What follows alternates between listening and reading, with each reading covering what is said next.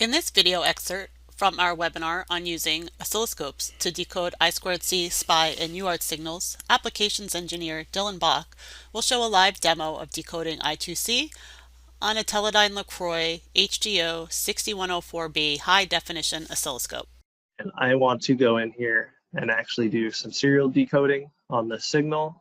So I'm going to go ahead and take a single shot, and then inside the serial decoding, so this is accessed through the analysis tab down to serial decode.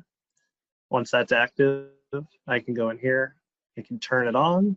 I want to make sure that we have the correct protocol selected. As we can see here, we have I2C, like SIOP, SPI that I mentioned before. I can even show those as well after I go through the I2C signal.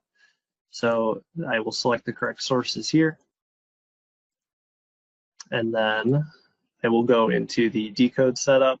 I can choose the number of rows that I want to display. So let's set this to 8.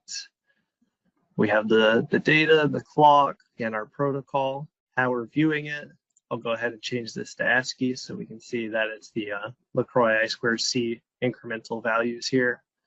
We'll include the read and write bit so we can see that here on the table.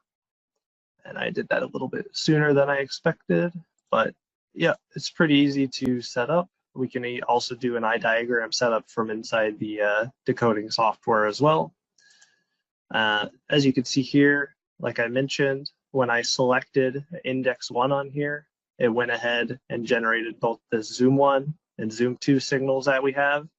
And now it has this overlay on the zoom down here where we can see the breakdown of the data packets. So we have like L, E, C, all the way out to spelling LeCroy, and then the corresponding 122 count for the ever increasing incremental count of the wave source 100.